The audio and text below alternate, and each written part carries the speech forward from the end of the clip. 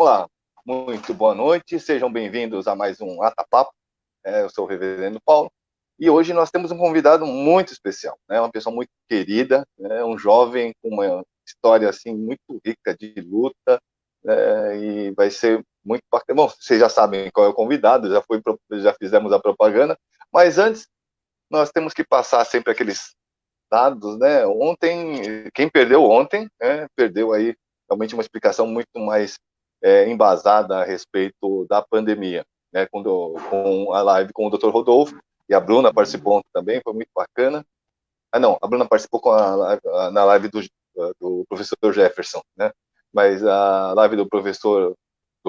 Rodolfo ontem foi bastante esclarecedora, e eu aconselho a todos a darem uma olhada, né? Quem não assistiu ontem, e veja hoje, então, né, para poder se atualizar em relação à situação da pandemia.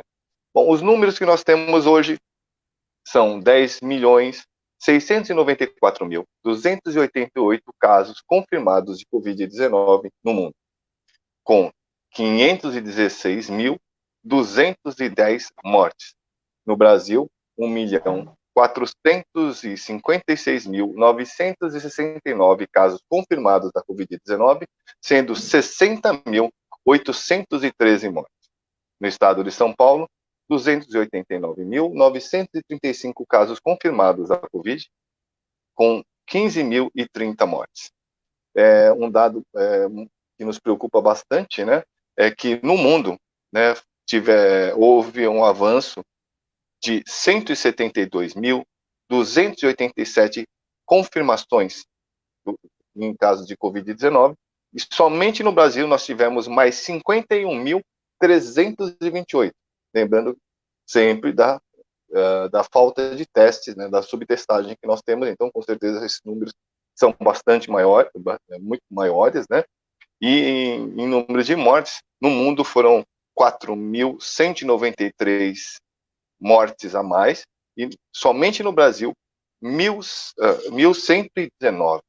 Então, realmente, esses números nos colocam aí com o epicentro da pandemia no mundo. Mas vamos deixar as notícias tristes para lá e receber aqui, com muito carinho, nosso convidado de hoje, Dr. Renan Salviano. E eu já vou passar para ele aqui, o pessoal já está chegando, pedir para quem está aqui já compartilhar, chamar os amigos para esse papo bastante interessante que nós vamos ter hoje. Então, compartilhem aí com os amigos, né, curtam a live, e eu já passo aqui a palavra para o Dr. Renan, para ele poder fazer as saudações iniciais dele. Tudo bem, boa Renan? Noite, tudo bem, obrigado pelo convite, fico feliz que a gente tenha esse espaço, mais um espaço para a gente compartilhar um pouco da nossa vivência, um pouco da nossa atuação em relação aos direitos humanos, né, essa vertente dos direitos humanos que é o direito à livre sexualidade, o direito à identidade de gênero.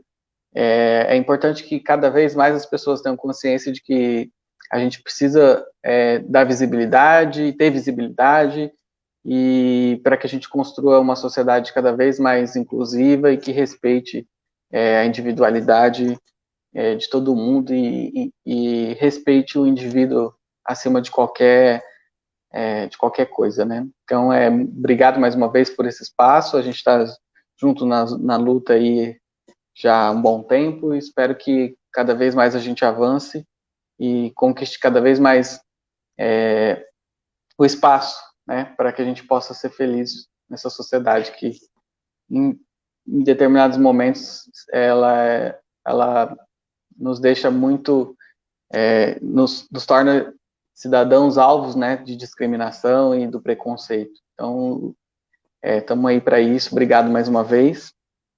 E é isso, vamos continuar nesse tema importante. Muito bom. Renan, posso chamar de Renan? Porque, assim, você podia ser meu filho, ficar chamando de Renan fica até estranho. Na verdade, assim, o doutor é por parte do Danton, né? O Danton que me chama de doutor, e aí eu chamo ele de doutor, porque, na verdade, ele é doutor e eu não sou doutor, né? Na verdade, ele é pós-doutor. E, enfim, ele me chama de doutor Renan, eu falo, mas não sou doutor, não, sou só Renan mesmo. Enfim, pode ficar tranquilo, eu não, inclusive, eu não adoto esse título, porque, de fato, não tenho doutorado, né, então, é costume, né, mas costume tradicional, que os advogados sejam chamados de doutor, assim como a gente tem visto até os dentistas e psicólogos têm sido chamados de doutores, mas eu sou mais da vertente de que o doutorado é um título acadêmico, né? Com certeza, né? E depois, assim, eu uso o reverendo Paulo, sei lá, eu acho que é uma questão de costume, mas na verdade, assim, logo que eu fui ordenado, a pessoa começava a me chamar de reverendo, eu falei, não, meu nome continua sendo Paulo, porque assim, pessoas que me chamavam de Paulo passaram a me chamar de reverendo. Eu falei, não, meu nome continua sendo Paulo, não mudou, por favor, né? É, Mas, essa questão do nome, ela está muito ligada à identificação, à nossa identificação como indivíduo, né? E a titulação, geralmente, ela é utilizada em círculos sociais que ela é realmente reconhecida, né? Então, acredito que a sua titulação, por exemplo, ela é dentro do seu espectro religioso, do seu grupo religioso, ela é bastante aplicada, né? Agora, fora, ela não tem uma identidade tão afirmada assim como a questão da titulação de doutor, né? Fora da academia, ela não faz tanto sentido, né? Fora do debate acadêmico. Então, assim, os advogados se chamam de doutor e tal e tudo mais, mas eu geralmente não faço esse tipo de abordagem, não. É difícil até chamar as pessoas de doutor e doutora. A gente chama, às vezes, quando não tem o nome, né? Mas é aquilo que eu falei, né? Nos círculos sociais que a gente está inserido, né? Então, se a gente não sabe o nome do advogado, doutor, aí é mais fácil até de falar, mas é raríssimo os advogados que têm a titulação de doutor mesmo, de fato.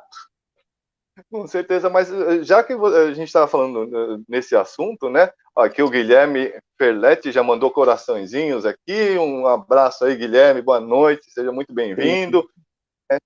E quando a gente fala de nome, né? E já queria fazer uma provocação.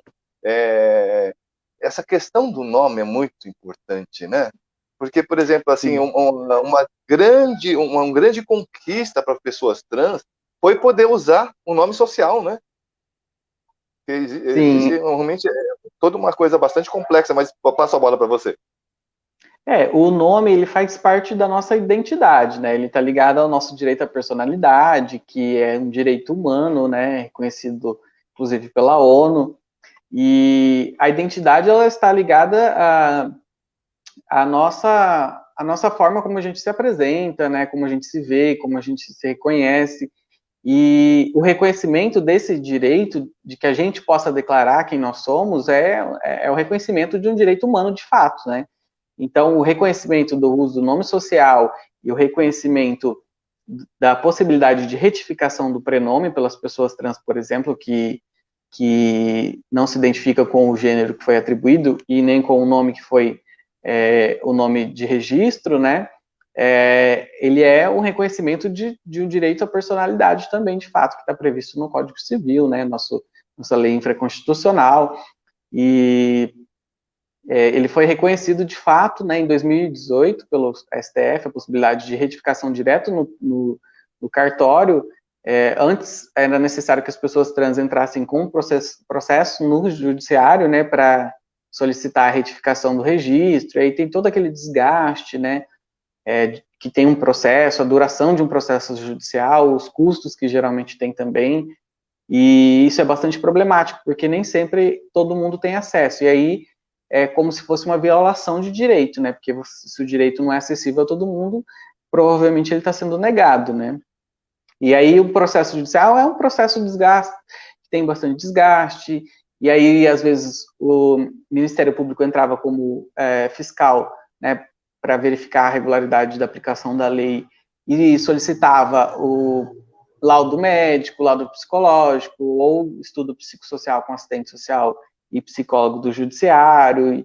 Então, tem todo um procedimento que as pessoas trans eram expostas, né, à situação de desgastante e tal, e inclusive tinha até situações vexatórias, porque a gente sabe que, de fato, a psicologia, ela é uma ciência muito progressista, e defensora dos direitos humanos, mas a gente sabe que por trás dela tem profissionais que também têm comportamentos e nem sempre são muito próximos dessa pauta, né? E aí tinha todo esse procedimento, esse processo para retificar. E, felizmente, vários movimentos sociais, várias instituições jurídicas, né, de renome e de representação nacional, ingressaram com uma ação no Supremo Tribunal Federal para reivindicar que o procedimento pudesse ser realizado direto no cartório de registro civil, sem a necessidade de processo judicial e nem de representação por advogado, né?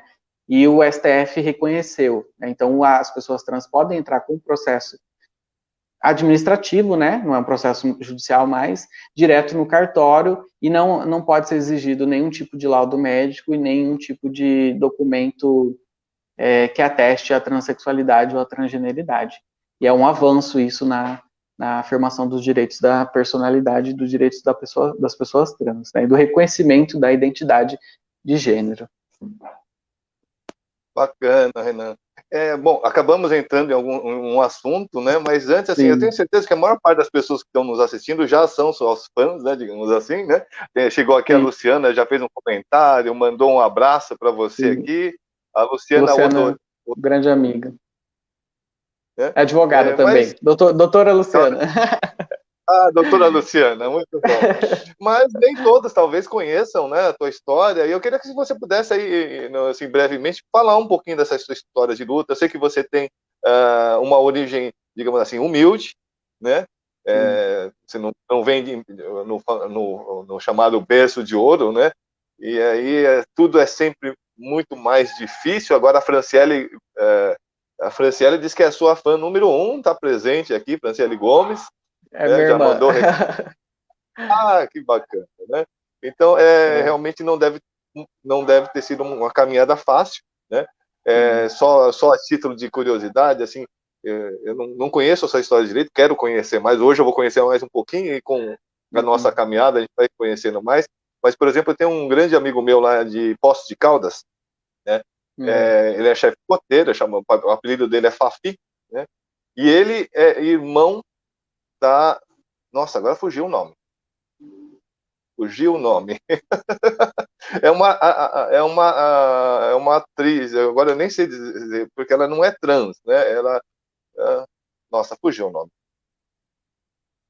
Daqui a pouco depois deve dar na volta, mas conta um pouquinho da sua caminhada aí, né, até você se tornar aí esse verdadeiro guerreiro pelos direitos humanos, pela questão da igualdade. Bom, eu geralmente não falo muito sobre a minha história, né? Eu fiz o lançamento da minha pré-candidatura agora, recente, né? E por conta disso eu fiz um relato breve de como foi a minha trajetória para chegar até esse momento. Mas, basicamente, às vezes eu faço uma inclusão, né, do que eu passei na minha vida, durante a minha vida, né, em algumas palestras que eu faço, mas no geral eu não faço muito essa abordagem. Minha abordagem é mais técnica mesmo, relacionada ao direito, né, muito próximo ao direito. O que envolve tudo isso também um pouco da minha história, né, lógico. Bom, basicamente, eu nasci no interior do Paraná, né, e numa cidade que chama Ivaiporã, é bem pequenininha, até quem é do Paraná muitas vezes não conhece, por ser uma cidade pequena, e aí meus pais sempre moraram em fazenda, né, meu pai sempre foi trabalhador rural e trabalhou em fazendas e tal, e sempre mudou muito de residência, né, então a gente percorreu bastante lugares, né, e a gente, por fim, acabou se mudando para o estado do Mato Grosso do Sul, né? A gente morou no interior do Paraná e tudo, né? E logo do interior do Paraná mesmo, quando eu morava numa cidade que chama Mato Rico, né? Lá a gente morou numa fazenda que era muito longe da cidade, né? E essa fazenda, por ser muito longe da cidade, não tinha acesso à escola, né? Não tinha transporte escolar. e aí eu estudei numa escola rural até a minha terceira série, né? Então, eu estudei numa escola rural, que era na época que, às vezes eu conto para os meus amigos, eles não acreditam, porque pelo fato de eu ser um pouco novo, né, as pessoas acham, nossa, mas você estudou numa escola rural, né? Porque é uma realidade bem, parece que para muitas pessoas muito distante, né? E, enfim, eu tô com 29 anos, então as pessoas ficam assim, ah, não imagino essa situação, né?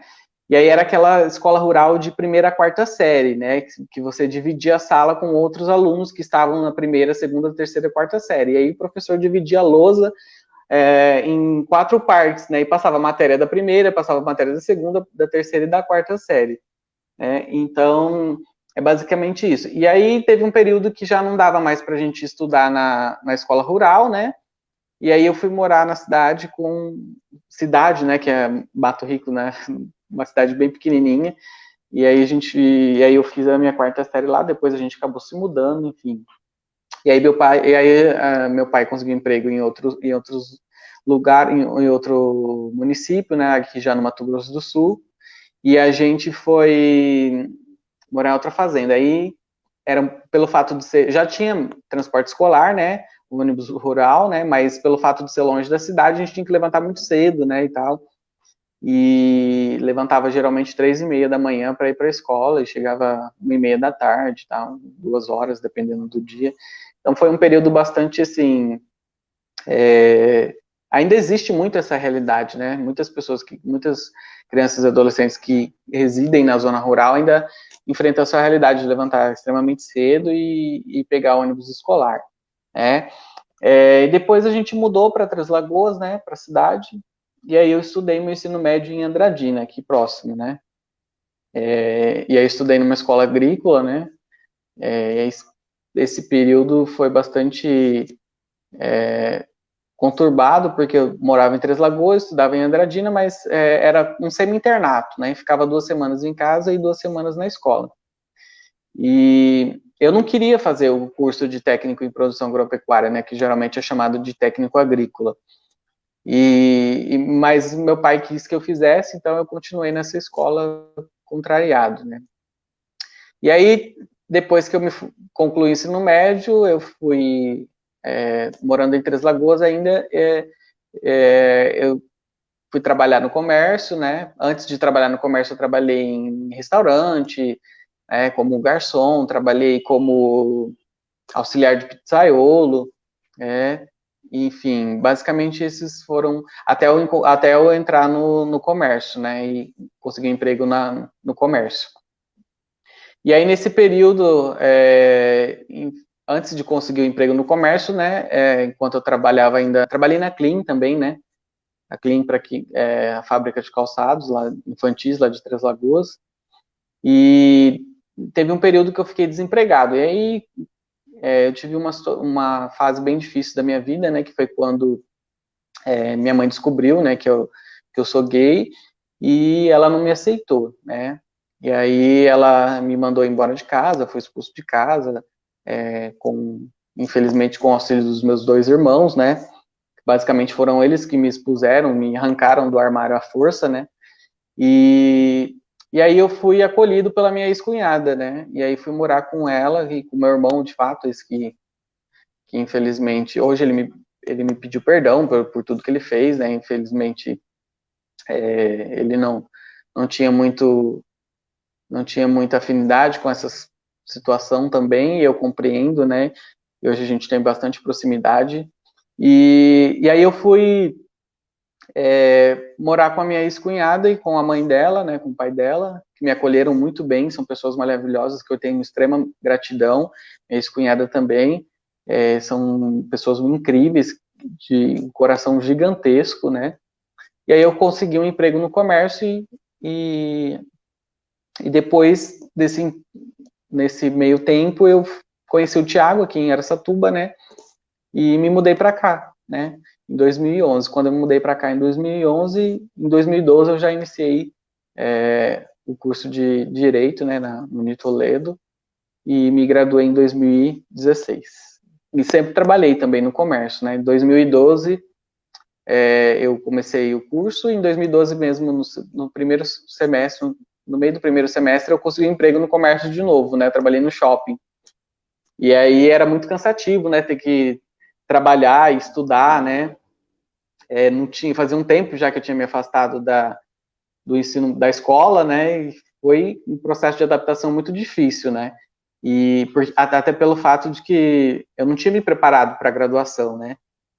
E aí eu comecei no primeiro semestre, eu trabalhava, né, de manhã, durante o dia e ia para a faculdade à noite. Então foi um processo de adaptação muito, muito difícil, né? Inclusive eu pensei em desistir do curso no primeiro semestre mesmo, né? E aí o meu ex-patrão falou assim, não, é só o primeiro ano, depois você já acostuma. E tem pessoas que aparecem na nossa vida, assim, que às vezes com um discurso simples nos coloca para cima, né? Esse meu ex-patrão, chamou o Dair, ele é incrível, eu tenho ele como se fosse um segundo pai para mim, super, super, foi sempre me apoiou e sempre foi incrível. Que é raro, né? A gente vê um empresário que seja tão apoiador assim, né, do trabalhador, mas ele foi incrível. E aí ele falou assim, não, é só o primeiro ano, ele já tinha iniciado o curso de Direito também, tinha trancado, mas ele falou basicamente isso, e aí já me colocou para cima e eu continuei a graduação. E aí depois do terceiro ano não fazia sentido parar, né? Foi basicamente isso. E aí, durante a graduação a gente foi evoluindo cada dia mais, né? E quanto mais a gente estuda, mais a gente percebe que a gente não sabe basicamente nada e vai evoluindo cada vez mais, né? E é isso, Bacana. um pouquinho da minha Eu história. lembrei agora o nome, esse amigo meu, ele é irmão da Nani People, né? Uhum. E aí conta que, assim, que os irmãos, os outros irmãos da Nani People, né? E ele, inclusive, sempre que eles faziam alguma sacanagem com ela, a mãe descia a lenha. Então, a mãe apoiou muito, né, a Nani People, pelo que eu conheço ali da história da família, né? E os irmãos passaram também, mas você já não teve esse apoio dentro de casa, né? Infelizmente. Isso nos remete a um papo que a gente estava conversando aqui logo antes de começar a live, né? Que é a questão da violência, né? Da violência, assim, o quanto está impactando agora, né? Esse momento de quarentena, esse momento onde as pessoas não podem sair, tem que ficar dentro de casa, e muitas vezes, então, as pessoas homoafetivas aí presas com seus próprios opressores, né? Os seus próprios aqueles que reagem de forma violenta, seja verbalmente, seja moralmente ou até fisicamente. Sim, infelizmente eu não sou a regra, eu não sou exceção, aliás, né?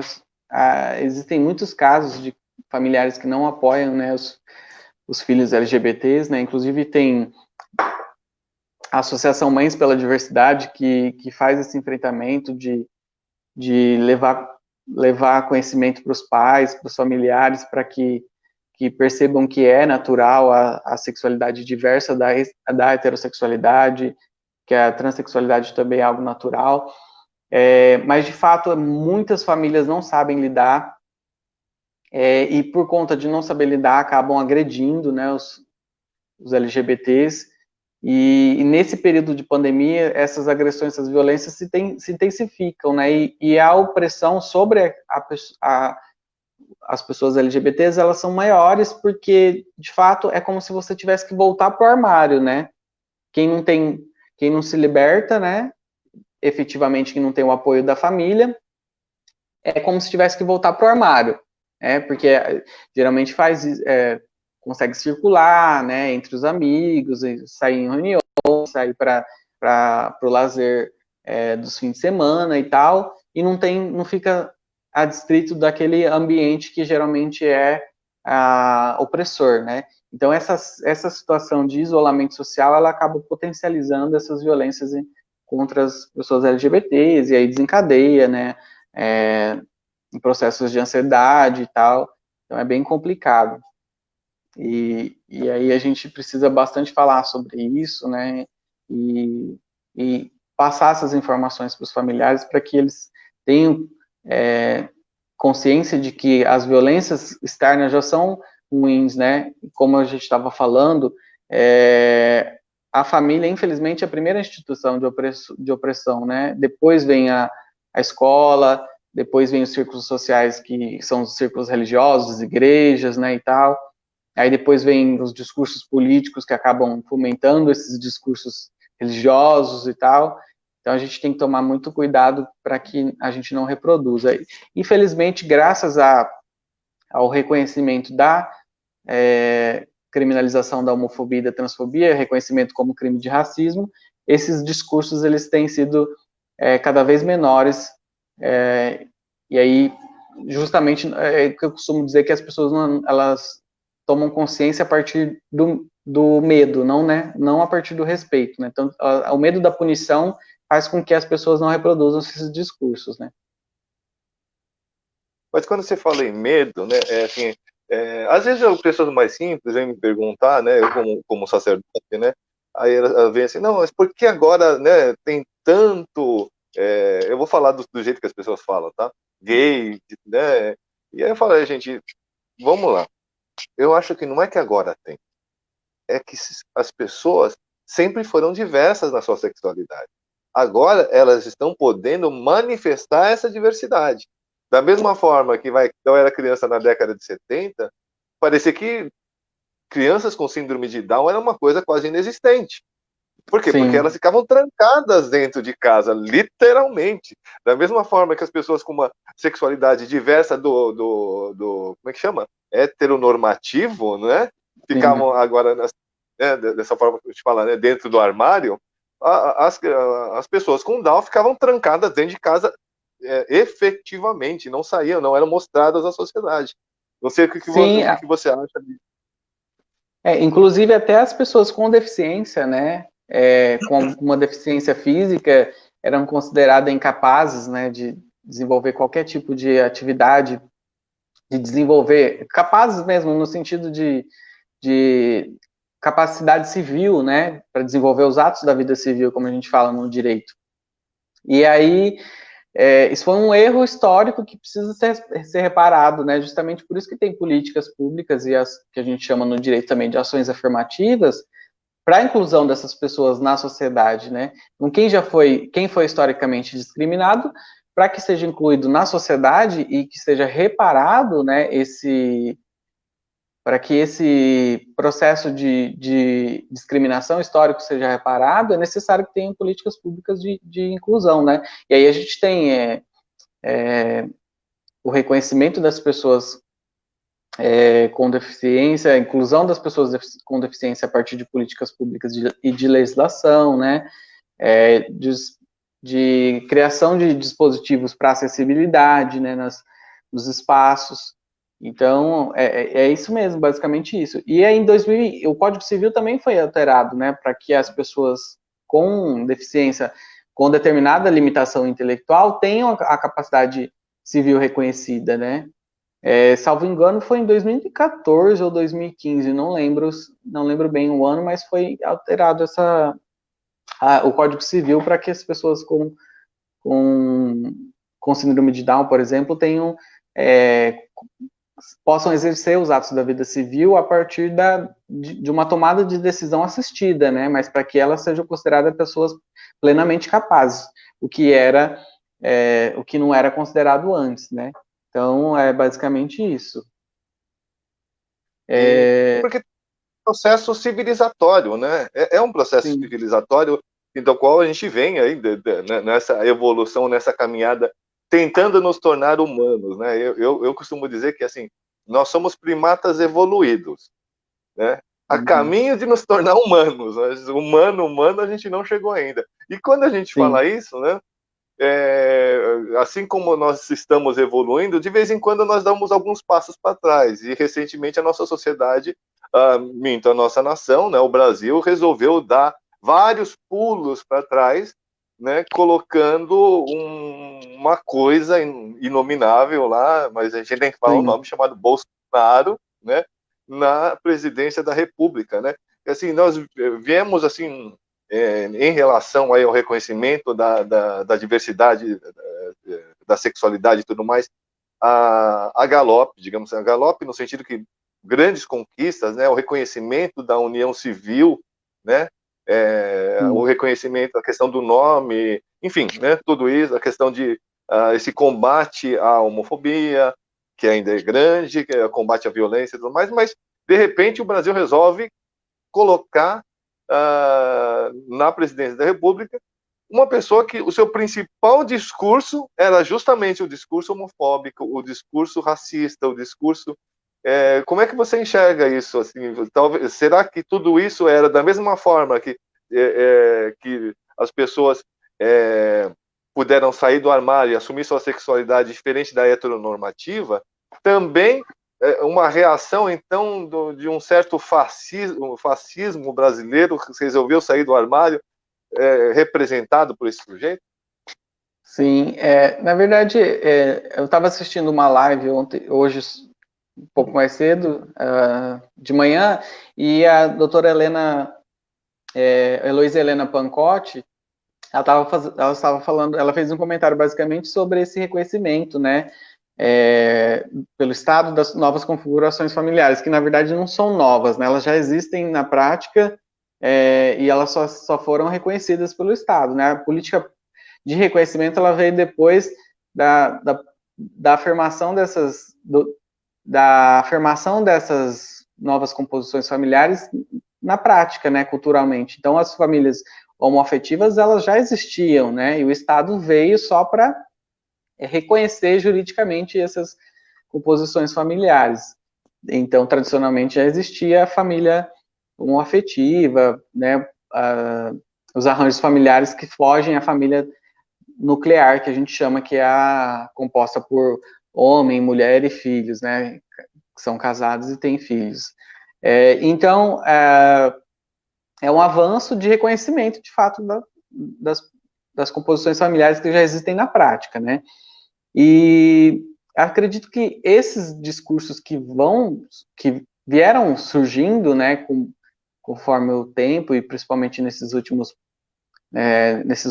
anos, eles são discursos de levantamento, de resistência contra as nossas conquistas de direitos, né?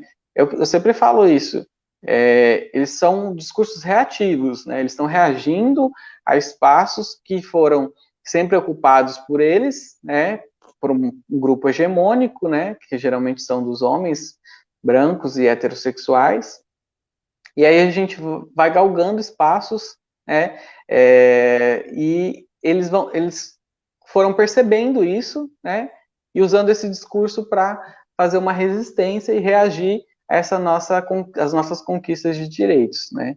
Então, é um discurso reativo mesmo, de fato. Eles vão vendo que a gente vai ocupando espaços, o reconhecimento do direito ao casamento, o reconhecimento do direito ao nome, à identidade de gênero, né, que pressupõe que pode ser retificado aí o registro civil, a possibilidade de adoção por casais homoafetivos, a possibilidade de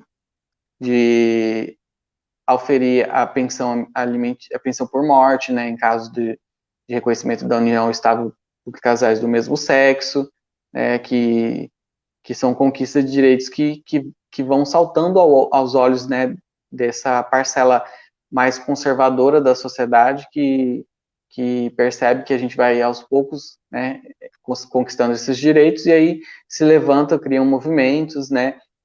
Um exemplo dos movimentos que vão se levantando é o projeto Escola Sem Partido, né. Projeto Escola Sem Partido, que já foi declarado, inclusive, inconstitucional por diversos tribunais de justiça, né, que é o que impede o debate sobre gênero e sexualidade nas escolas, sobre educação sexual. Reverendo, tá por aí? Olá, tô sim. Opa!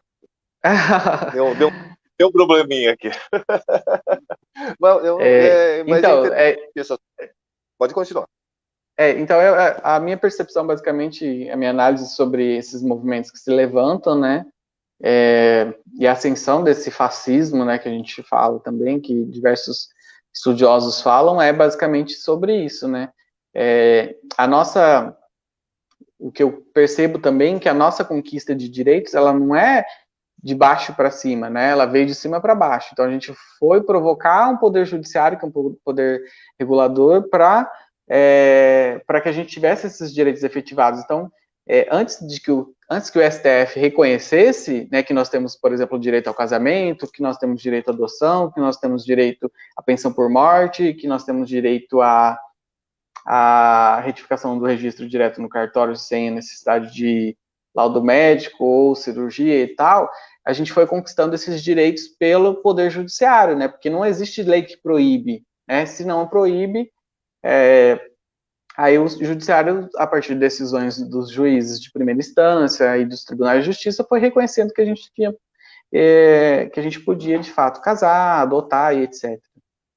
E aí esses movimentos reacionários foram percebendo que essas conquistas estavam sendo feitas, que elas deviam, de fato, partir do poder legislativo, né, e deveria ter uma lei regulamentando, apesar da nossa Constituição prever, como diversos dispositivos da Constituição prevê que a gente tem como objetivos fundamentais da República a promoção do bem-estar de todo mundo, né, sem qualquer tipo de discriminação, a construção de uma sociedade livre, justa e solidária, né, a prevalência dos direitos humanos, conforme está no Pacto de Direitos Humanos, na Declaração dos Direitos Humanos da ONU, enfim, então, a erradicação da pobreza e das desigualdades sociais. Então, a aplicação, de fato, dessas normas constitucionais, ela fica distrito dos poderes públicos, né, do órgão de Estado, né, de uma política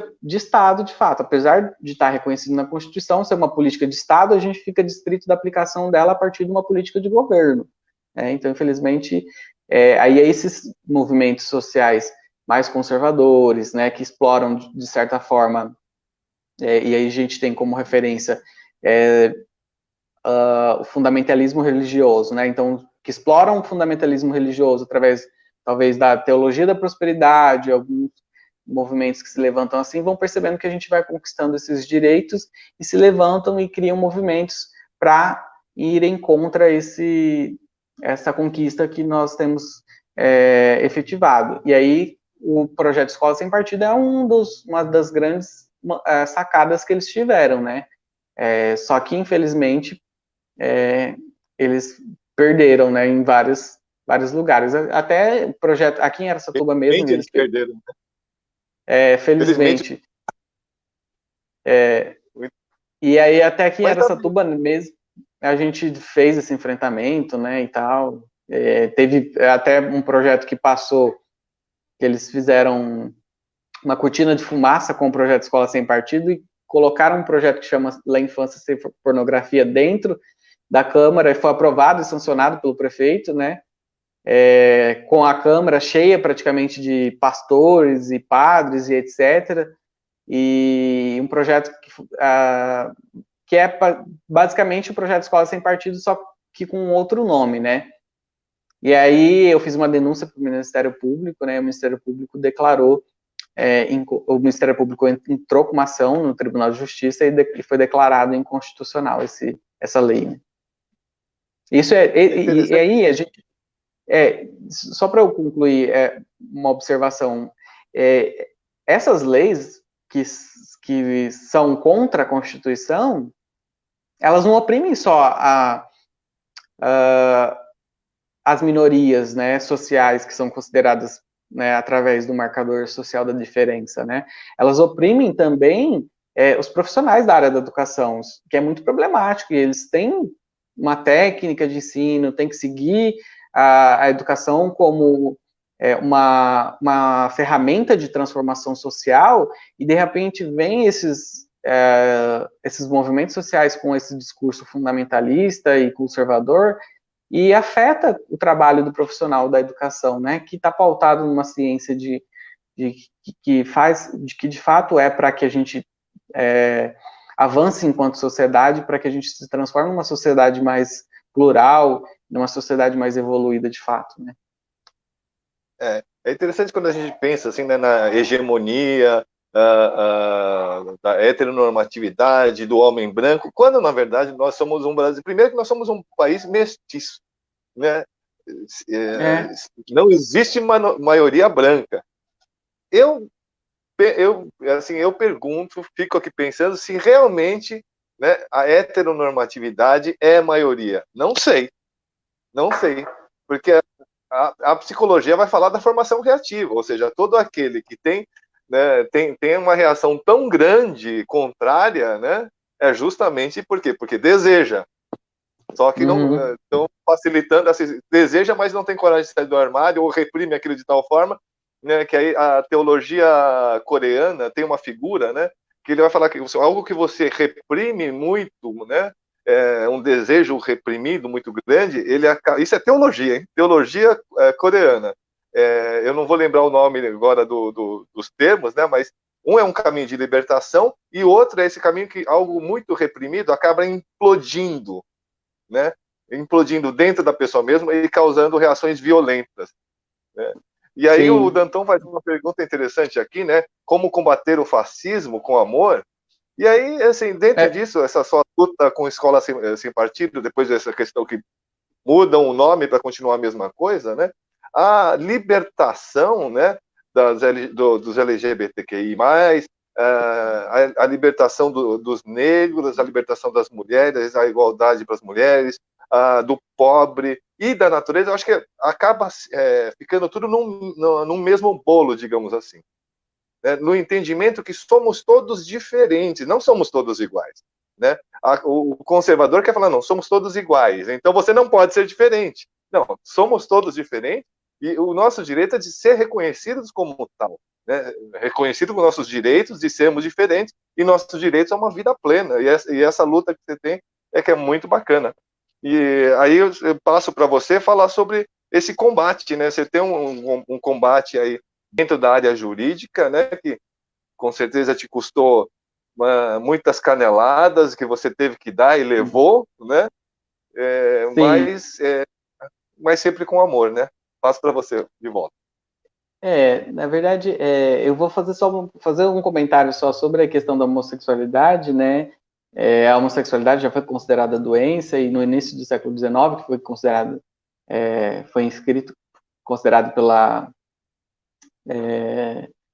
foi considerado, né, basicamente como doença e em 1990 deixou de ser considerado doença pela Organização Mundial da Saúde, né?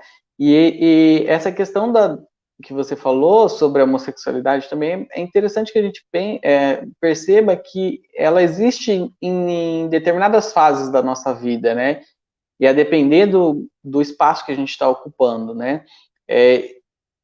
Como referência, a gente pode ter a homossexualidade transitória, né? Que não necessariamente a pessoa ela é homossexual, mas ela pode estar numa situação que faça com que ela tenha desejos homossexuais, né? O que eu cito sempre como exemplo é quem está no tiro de guerra, por exemplo, né?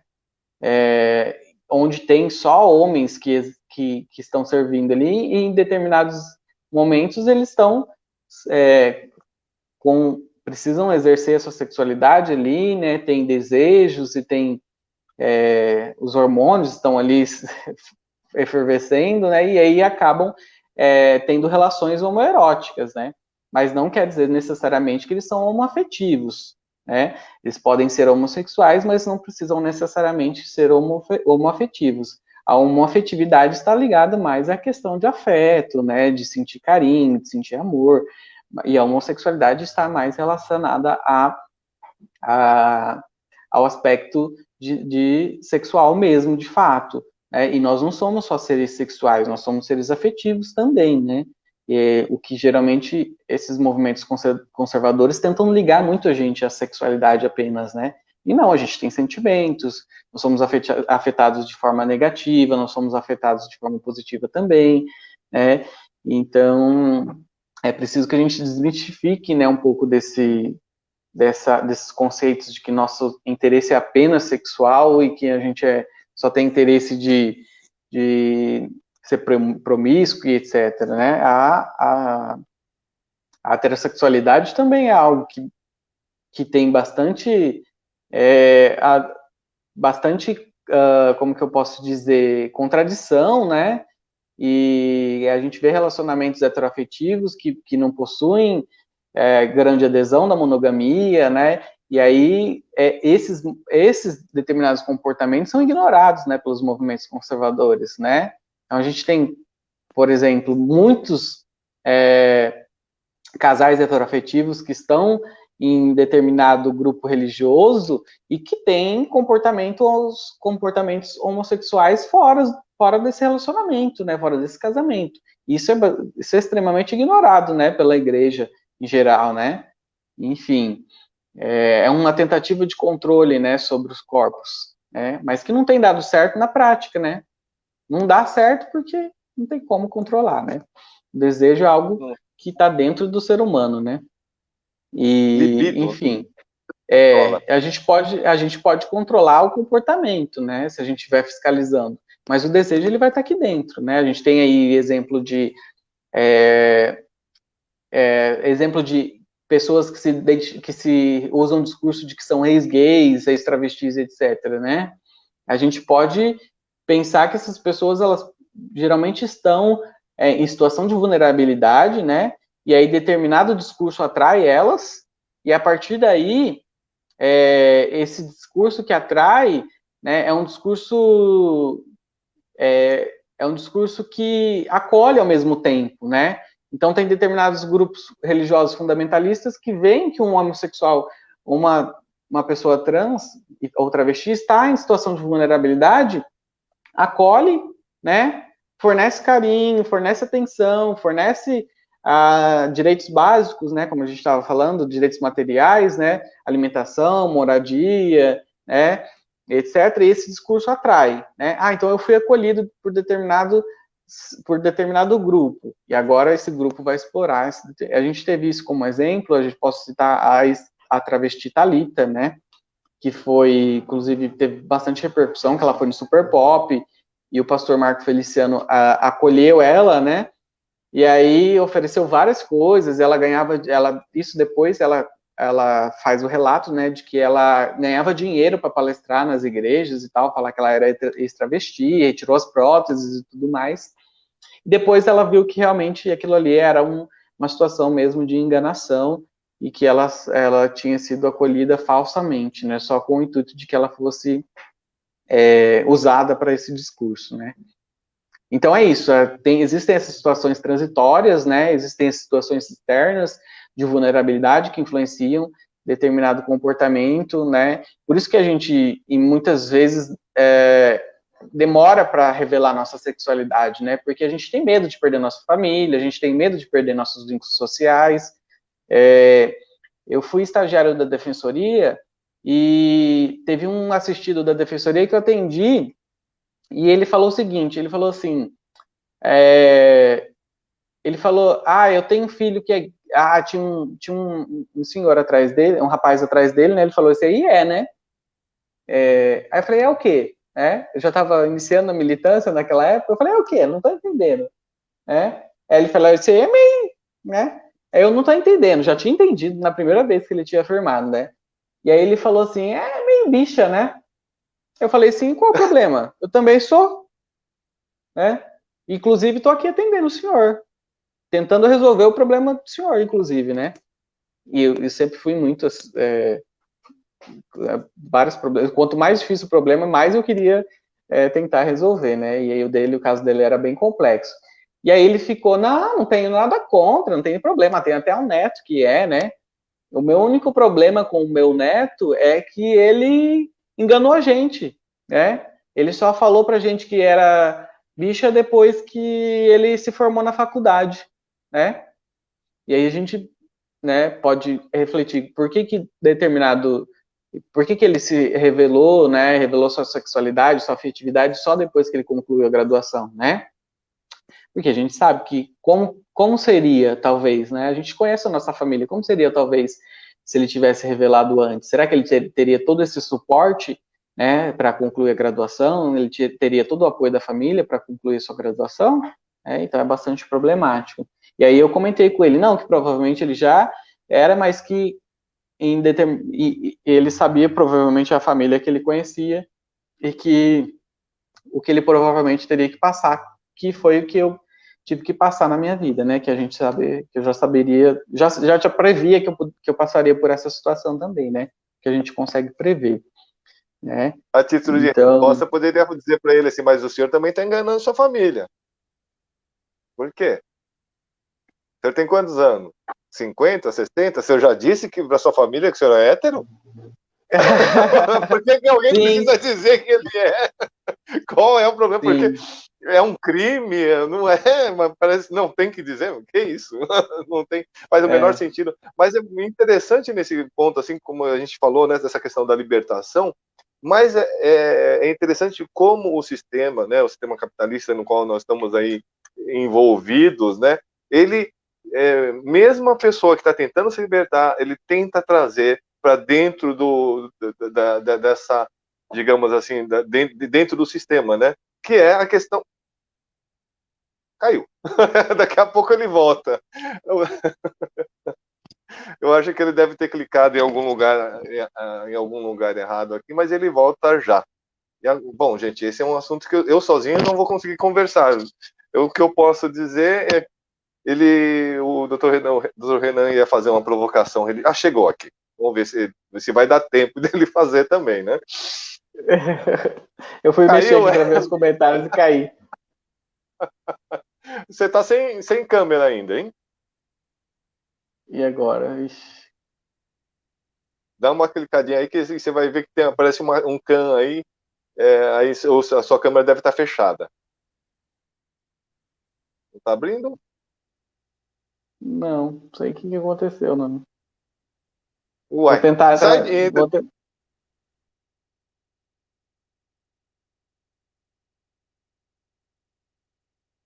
Vamos aguardar um minutinho, né? Ele vai voltar rápido. Enquanto isso, pedir para vocês, né? Já estamos no final aqui da live.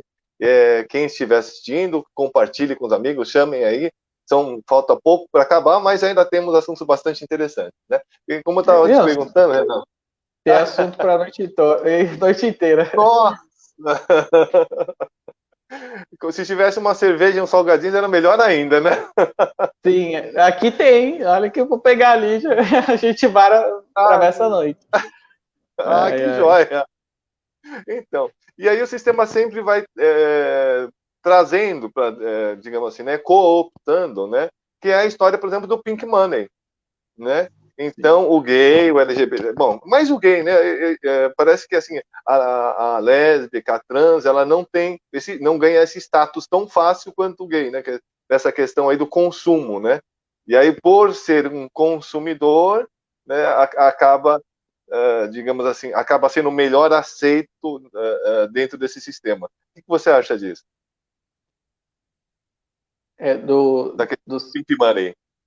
Do Pink Money, na verdade o Pink Money ele engloba todas as siglas, né? Mas é que de fato a minha amiga está comentando, se depender do Renan, a gente conversa até 2059 ou mais. Realmente é assim mesmo. Bom, eu acho que a questão do Pink Money, ela está muito... eu vejo como algo positivo, né? Tem muitas críticas, tem pessoas que criticam muito às vezes, mas eu vejo como algo positivo, né? Acho que as empresas, elas em determinado ponto, elas arriscam, né, a imagem delas, porque infelizmente não é tão aceito, né? E a gente vê isso em determinadas publicações nas redes sociais, que os comentários são bastante ofensivos e agressivos, né? As pessoas falam, nunca mais vou comprar, e nem nada, vou cancelar. Agora, assim, diminuir um pouco o discurso, né, esses discursos discriminatórios, por conta da criminalização da homofobia, acho que as pessoas criaram um pouco de receio de fazer esses comentários públicos. Mas eu acredito que a questão dos homens, né, os homens gays, basicamente, terem maior visibilidade e nas campanhas e nessas transições, né, é pelo fato de que, historicamente, os homens participam politicamente mais, né, pela questão do patriarcado. Então, acho que isso é uma herança, né, da desigualdade de gênero, que se reproduz no segmento da sexualidade, né, no recorte da sexualidade.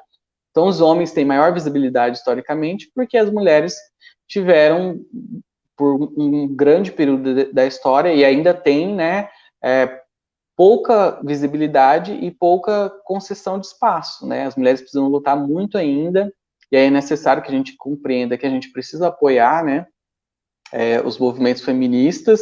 Eu mesmo sou um grande apoiador, e inclusive eu conheci o movimento feminista antes de conhecer o movimento LGBT, e o movimento feminista foi o que me trouxe maior desconstrução na minha vida, né?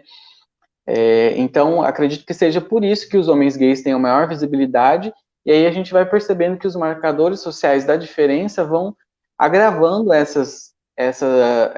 vão aumentando a invisibilidade, né? Até tem uma amiga minha que é psicóloga, a Natasha, que quando a gente se conheceu e começou a participar de eventos, né, sobre violência doméstica e familiar contra as mulheres, ela falou que era necessário que eu falasse, né, sobre as mulheres invisíveis. E ela usou o termo mulheres invisíveis, né? E aí eu uso esse termo até hoje. Por quê? Porque se a gente for analisar, quando a gente fala sobre a pauta da violência doméstica e familiar contra as mulheres, em regra é tratado o casal heteroafetivo. Né? Então é a mulher que está no relacionamento heteroafetivo que é vítima de violência por parte de um homem cisgênero e heterossexual. E as mulheres lésbicas, né? E as mulheres bissexuais, e as mulheres transgêneras, as mulheres travestis e transexuais, onde que elas se enquadram nessa abordagem? Então a gente acredita que seja por conta disso que os homens gays têm a maior visibilidade e são os maiores alvos, né, do Pink Money. Então a gente estende um pouquinho, a pergunta foi basicamente sobre o Pink Money, mas o que a gente precisa fazer uma análise mais ampla para compreender por que os homens têm mais visibilidade. Acho que espero ter respondido. Foi muito bom, acho muito bom. Eu acho que assim, eu dei uma provocação e você passou uma informação que nunca, né, tinha passado pela minha cabeça, essa questão que, como disse aqui a Franciele, né, o machismo está inserido até mesmo nesse cenário, né? Aí o Marcos Porto manda uma pergunta para ti. Esse ano, como não tivemos a parada LGBT em São Paulo, muitas lojas não lançaram moda com estampas LGBT. Por que teria, porque não teria a mesma visibilidade, talvez? Não sei, talvez, né? Talvez, realmente, essa questão da moda sempre vai de acordo com eventos, né? Não tem um evento, então a moda também não além, estamos com um mercado bastante desaquecido, né? Mas deixa eu te fazer uma pergunta, que já estamos nos finalzinhos aqui. Eu queria que você falasse um pouquinho da agenda, né? Da atuação da agenda. Você é o presidente da agenda, né? E falasse um pouquinho para nós, minutos nos sobram ainda. Na verdade, eu tinha anotado aqui umas coisas que eu acho que seria interessante a gente falar, né? Falei um pouco sobre Mães pela Diversidade, né? Falei, apesar de a gente fazer uma crítica, porque a crítica ela é necessária, uma reflexão sobre os discursos religiosos e diversas instituições religiosas que têm feito um levante contra, né, os nossos direitos, né, os direitos da população LGBTQIA+. A gente tem igrejas, né, que são igrejas inclusivas, que são igrejas que defendem a diversidade, defendem os direitos da população LGBTQIA+. Aqui em Araçatuba mesmo a gente tem o exemplo da igreja anglicana, né? A gente tem o exemplo da comunidade Cidade de Refúgio, a gente tem a igreja eu não lembro bem como é Atos, né, do pastor William, se eu não me engano. Comunidade Atos, né? Comunidade Atos, né? Então a gente tem o pastor William, que é um pastor que foge à regra, né, que tem feito um enfrentamento bastante bacana. E aí a gente tem pessoas que são aliados e apoiadores, né, que dão visibilidade para a nossa pauta, exemplo dessa abordagem que você tem trago para a gente também, dado visibilidade, né. E é importante que a gente tenha consciência de que é necessário a gente se organizar, né, em instituições, em movimentos sociais, para que a gente tenha mais voz e visibilidade. E aí a gente vem de um movimento desde 2016, né? Eu comecei a advogar em 2017, né? Em 2016 eu tive um contato maior com o movimento LGBT daqui de Araçatuba, e em 2016 a gente tentou avançar um pouquinho com coletivos e tal. Em 2017 a gente avançou um pouquinho mais com o Fórum LGBT. E em 2018 a gente efetivamente fundou a Agenda, né? Que é a Associação Gênero, Diversidade, Direitos e Afetividade. Eu fiz questão de incluir a afetividade, né? Na sigla da ONG, justamente pelo aquilo que eu falei, né? Porque nós não somos só apenas seres sexuais, né? Nós somos seres afetivos também. Então a gente tem afeto, a gente tem carinho, a gente tem intenção de projetos de constituição de família, né? Enfim, tem casais homoafetivos, né? Casais de gays que têm filhos, tem casais de lésbicas que têm filhos, né? Então nós somos seres afetivos também. E a Agenda, ela é a primeira ONG LGBT de Araçatuba, né? E a gente está aí há 2 anos e meio levantando diversas pautas, né, na área da educação, na área de direitos, cultura. A gente já fez saraus nas praças, sarau da visibilidade lésbica, sarau da visibilidade trans. A gente já fez também eventos seminário em parceria com a Defensoria Pública sobre famílias LGBTs, que inclusive veio a presidenta do Mães pela Diversidade, e veio a Gisele Schmidt, que foi a primeira advogada trans a fazer sustentação oral no STF, né? Foi um marco histórico. A gente teve também intervenção, palestras, né? As palestras geralmente sou eu que faço, né? A gente faz palestras nas escolas, faz oficinas, cursos de capacitação. A gente deu capacitação para o CRM, né? Que é o Centro de Referência da Mulher, que atende as mulheres que estão em situação de violência, que foram vítimas de violência doméstica e familiar. E entra aquela pauta que eu mencionei, que é das mulheres invisíveis, né? Que a gente aborda, tem que falar que a Lei Maria da Penha se aplica, né, às mulheres lésbicas, as mulheres bissexuais, as mulheres trans, né, geralmente as mulheres lésbicas sofrem violência dentro de casa, né, tem parentes que praticam violências físicas, né, a exemplo do estupro, tem a questão do estupro corretivo, né, que é praticado em regra por familiares, é uma violência extremamente horrível, algo que causa muito sofrimento e, enfim. Então a gente faz essas abordagens, né? No final do ano a gente fez a inscrição de um projeto para realizar a primeira parada LGBT em Araçatuba, só que infelizmente por conta da pandemia a gente teve que suspender, né, a promoção do evento e também a eleição da agenda, né? A gente está em transição de gestão, né?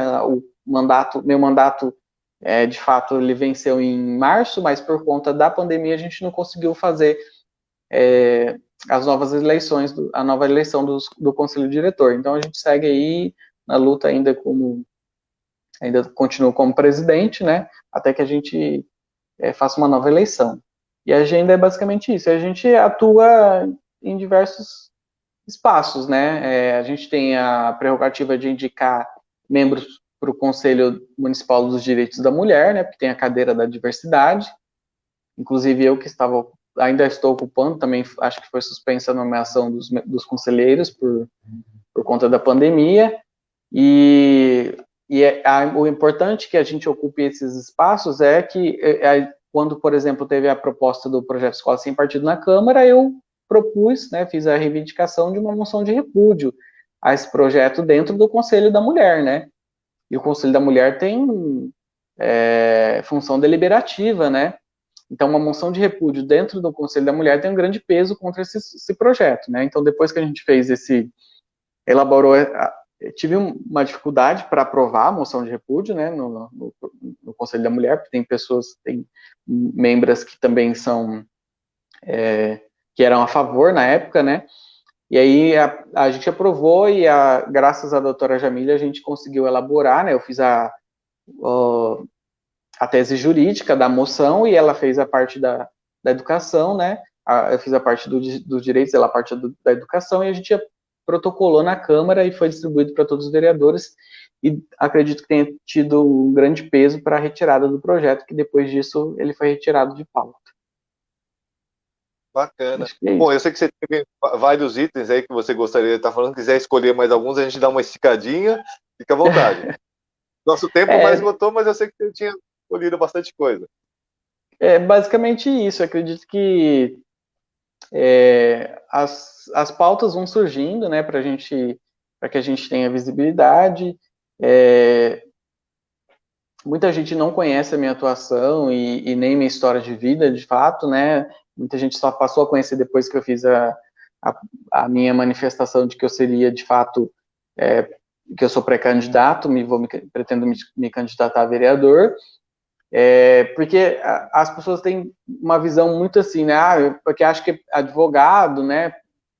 Já é rico e tal, já tem tradição familiar, mas a gente sabe que nas gestões do governo Lula e do governo Dilma, muita gente conseguiu ingressar na universidade, né? Então eu, por exemplo, até minha irmã estava comentando que eu sou o primeiro da família, né, a concluir a graduação universitária, de 4 irmãos, né, e de inúmeras gerações.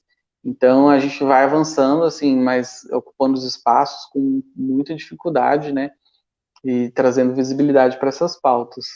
Eu tive também processo de enfrentamento na OAB, né, que foi bastante difícil. Eu fui o primeiro presidente da Comissão de Diversidade Sexual e de Gênero da OAB aqui de Araçatuba, quando eu me inscrevi como advogado, né, não tinha comissão, e eu fui indicado para ser presidente. E, infelizmente, eu não consegui ficar por muito tempo pelo fato de que o presidente da subseção apoiou o projeto Escola Sem Partido formalmente. Inclusive, ele emitiu um parecer por escrito, né? E aí, um dos objetivos da comissão era basicamente isso mesmo, é algo de se espantar. E um dos objetivos da Comissão de Diversidade Sexual e de Gênero era se posicionar contra o projeto Escola Sem Partido, né?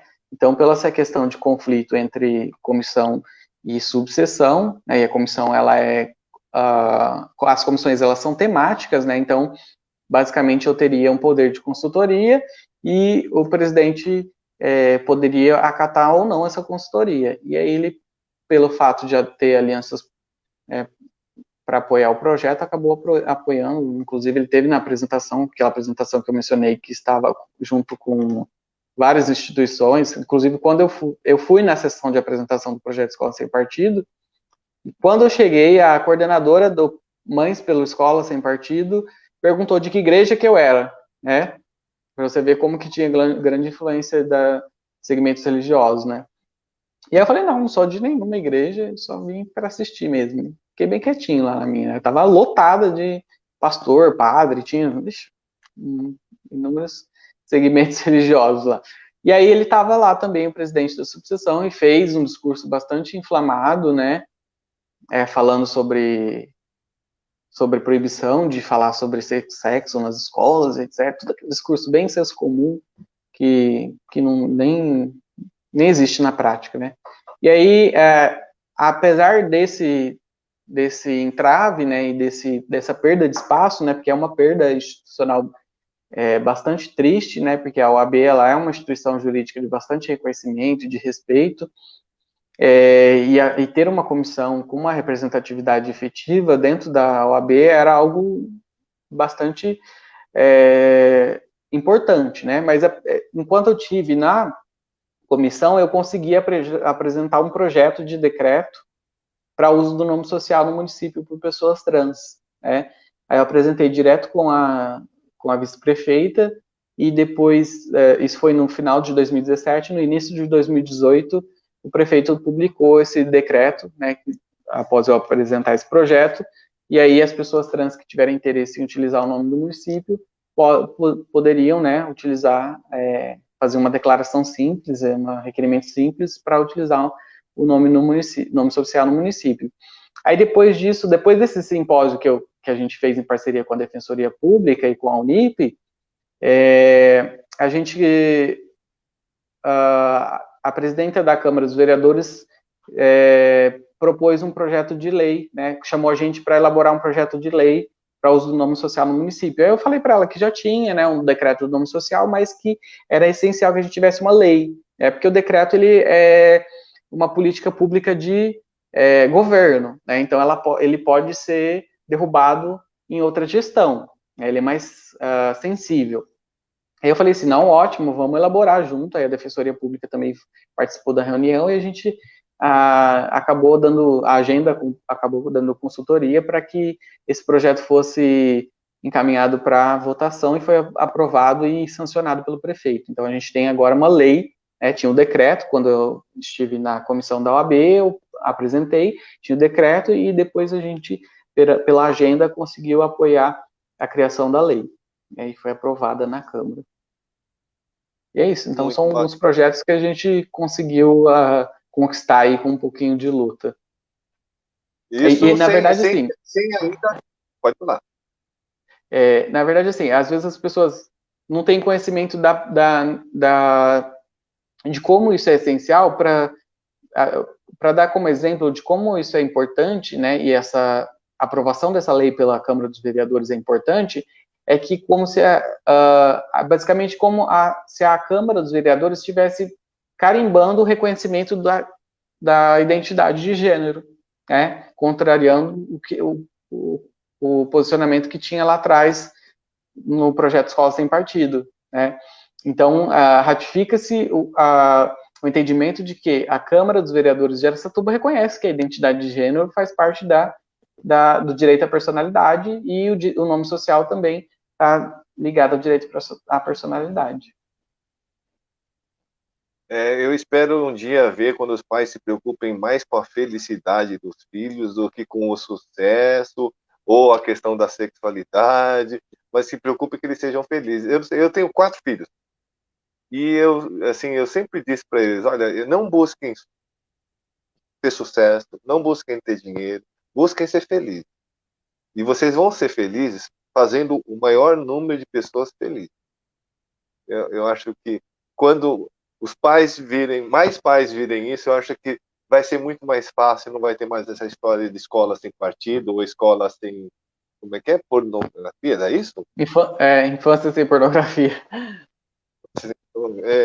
Como se a escola tivesse algum interesse nesse tipo de coisa. A escola não tem.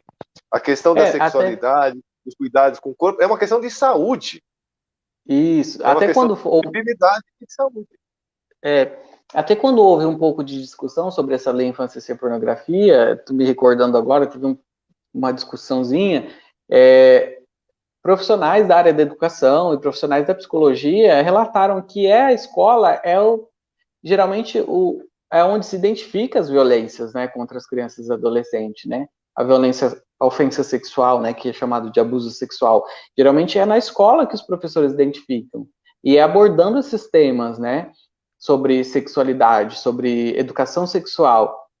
Então, impedir esse debate é como se a gente estivesse ratificando a violência contra as crianças e adolescentes, né? Então, se uma criança e adolescente que, em regra, sofre violência sexual, é abusada sexualmente em casa, né, por familiares, ou dentro do círculo social, né, que a gente tem também muitos casos de pastores que abusam sexualmente, né, e aí na escola que o profissional da educação, o professor identifica, né, que o aluno está sofrendo alguma violência sexual, e aí encaminha para os órgãos responsáveis e tal, se a gente impede esse debate, como que a gente vai ficar sabendo? Não vai ficar sabendo, né?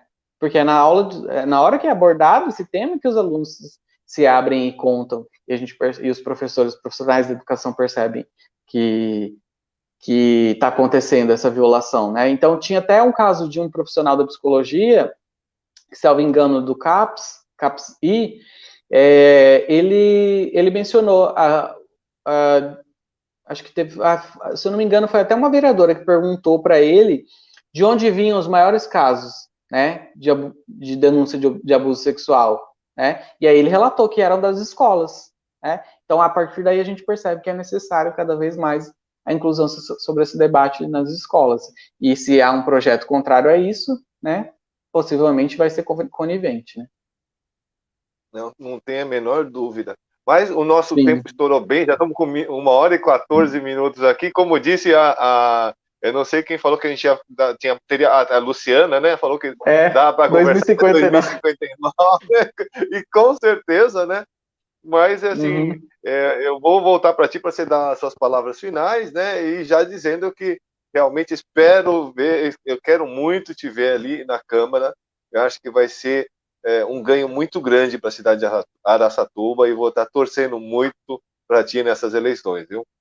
E avisar a todos, né? Amanhã vamos ter espiritualidade humana, então uma espiritualidade diferente dessa que a gente debateu sobre essa questão opressora e tudo mais, mas realmente uma espiritualidade que busca a questão humana amanhã, né, nesse mesmo horário. Passo para você, Renan. Bom, eu agradeço mais uma vez o espaço, agradeço ao Danton também, que apoiou a essa live, né? Acho que, se eu não me engano, foi ele que fez o patrocínio. Se estiver errado, você me corrige, né? No Facebook. Foi, né? Bom, a gente tem que pensar também em políticas públicas, né? De inclusão social das pessoas. A gente tem tentado, né? Pensar num formato de trazer o projeto Transemprego, né? Para Araçatuba, e a gente teria que procurar talvez as empresas que são simpáticas à causa, né, para que abram vagas para as pessoas trans, para que elas tenham a oportunidade de conquistar um espaço, né, na sociedade. A gente sabe que não é fácil para quem é LGBT na escola, com todo o processo de bullying que a gente passa. Eu fui vítima de bullying, hoje eu dou palestra sobre bullying também, dou palestra sobre direitos e garantias fundamentais, tudo isso através do projeto OAB Vai Escola, né? Apesar de eu ter perdido espaço na Comissão de Diversidade Sexual e de Gênero, eu continuei dentro do projeto OAB Vai Escola, né? A gente vai achando um jeito, assim, de se encaixar e de levar um pouco da nossa pauta para nos espaços que a gente cabe, né? A gente vai, os que a gente não cabe muito bem, a gente vai se aperta e acaba ingressando, né? Mas eu agradeço muito, espero que as pessoas que têm interesse também em me chamar para fazer live, podem chamar, a gente vai continuar. Hoje eu fiz um convite para Rosana Coelho, né, que é a coordenadora regional do Mães pela Diversidade, que para mim é um grande movimento, e eu costumo falar que quando a gente fala sobre os nossos direitos, às vezes nem tem tanto impacto. Agora, quando uma mãe ou um pai fala, né, é algo assim surreal, né? Não tem nem como descrever, porque um pai, uma mãe defendendo o filho que é LGBT é algo. Inclusive, eles levantam a bandeira de que a criança LGBT existe, né? E que não há nenhuma influência externa que faça com que as crianças se tornem, né, homossexuais e transexuais.